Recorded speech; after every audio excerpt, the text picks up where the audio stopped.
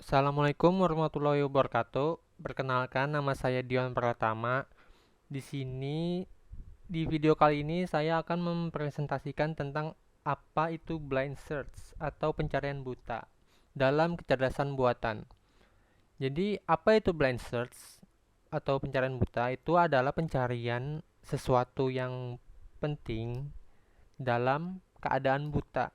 Maksudnya keadaan buta ini adalah proses pencarian di mana kita tidak memiliki hint atau clue.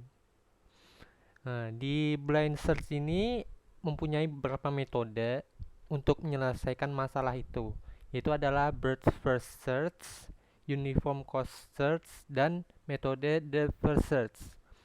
Nah, di sini yang akan saya jelaskan itu adalah depth first search. Jadi langsung saja ke presentasinya. Metode depth first search atau biasa disingkat dengan DFS. Nah, DFS ini ada beberapa sifat yang harus perlu diikuti, yaitu satu, pencarian dimulai dari level paling pertama. Maksudnya paling pertama itu adalah titik awal di mana itu akan dihitung dari awal gitu. Lalu dilanjutkan ke anak paling kiri pada level berikutnya. Sifat DFS ini selalu menghitung dari sebelah kiri. Berapapun cabang pohon solusi, contohnya pohon solusi, dia akan selalu menghitung ke kiri. Walaupun ada 2 cabang atau 3 cabang, dia akan selalu menghitung ke kiri. Tapi, jika pencarian belum menemukan solusi, maka dilakukan penelusuran kembali ke node sebelumnya dan dilanjutkan sampai ke node berikutnya. Jadi setiap simpul itu diperiksa untuk memastikan apakah solusi itu sudah ditemukan apa belum. Jika sudah ditemukan, maka pencarian itu akan diberhentikan. Tetapi jika belum ditemukan, pencarian itu akan tetap dilanjutkan sampai ke solusi berikutnya. Jika tidak ditemukan solusi tersebut, dia akan terus berlanjut untuk mencarinya sampai seterusnya, sampai solusi itu benar-benar ditemukan. Nah, ini adalah contoh dari depth first search itu ya, DFS.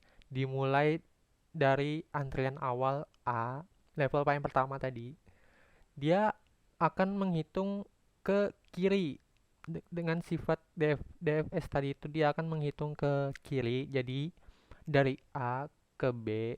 Nah, karena B ini mempunyai 2 cabang, dari sifat DFS ini kita tetap memilih untuk root kiri, menghitungnya dari kiri lagi.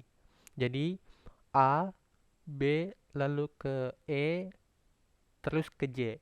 Sampai di J ini kita tidak menemukan solusi, di mana kita harus terus mencari solusi tersebut. Jadi dia akan gimana ya maksudnya? Dia akan mencari lagi kembali. Jadi hitungannya itu A, B, E, J, lalu kembali lagi ke E, ke B. Lalu dia akan menghitung lagi ke sebelah kanannya. Solusi di kanan yaitu ke F dan di K. Jadi jika sudah ditemukan, solusi ini akan diberhentikan. Nah, jadi seperti itu. Terus misalnya kalau goal yang dituju itu adalah goal G misalnya, dia akan tetap dihitung dari A dulu. Dihitung A lalu ke kiri. Jadi hitungannya adalah A lalu ke B, lalu lalu ke kiri lagi ke E, lalu ke J. Di J ini belum menemukan goal, lalu dia akan kembali lagi ke E, ke B, lalu ke F, lalu ke K. Di K ini belum lagi menemukan solusi, belum menemukan goal. Karena tujuan goal itu adalah G, jadi dia akan kembali lagi ke atas lagi. Jadi K, F, ke B, lalu kembali ke titik awal B, A, maaf, ke titik awal A, lalu ke C, lalu ke G. Nah, itulah maksud dari metode depth first search itu. Dia selalu menghitung ke kiri. Jika kiri tidak ada, dia akan ke solusi berikutnya. Begitu terus sampai solusi ditemukan.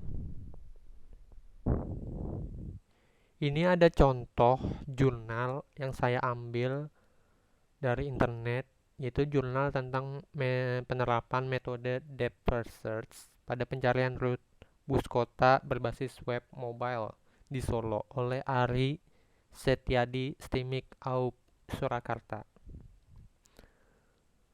Nah, di sini ada contoh route perjalanan bis di mana kota A itu Palur adalah kota A, goalnya itu adalah Klewer.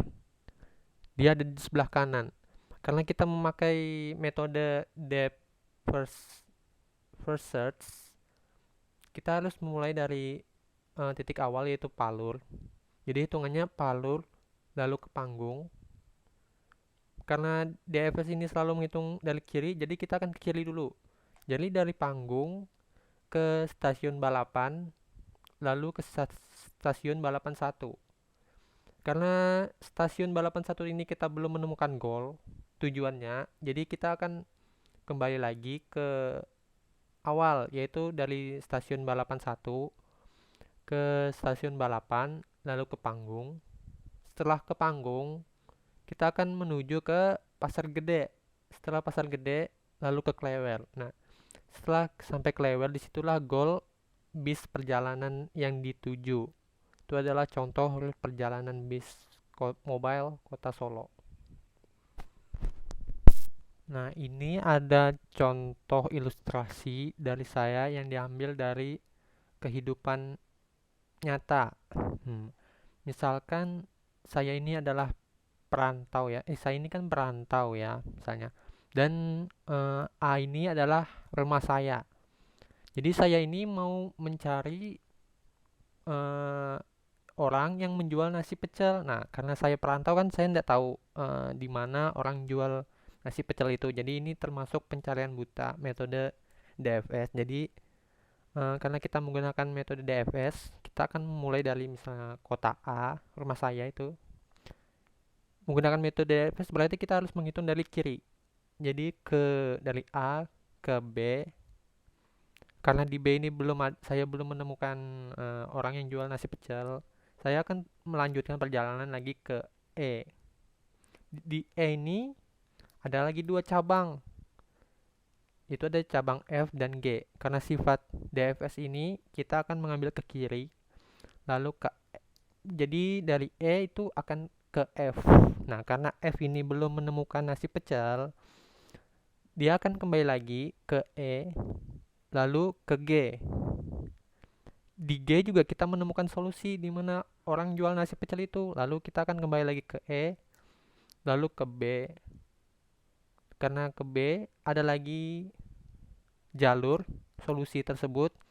Lalu jadi solusi di situ ada B, lalu ke H. Nah, H ini kita sudah menemukan orang yang jual nasi pecel. Karena goal ini sudah berhasil ditemukan, berarti pencarian ini dihentikan. Ya, contohnya seperti itu. Bagaimana kalau orang jual nasinya di pecel di kota C misalnya, ke jalan C misalnya? Ya sama yang seperti tadi. Jadi kita dari H, lalu ke B, lalu ke titik awal rumah A, rumah saya A, lalu ke C. Nah, disitulah goal rumah C, di situ orang yang jual nasi pecel tersebut. Ya, itulah contohnya. Mohon maaf kalau ada salah. Terima kasih banyak. Wassalamualaikum warahmatullahi wabarakatuh.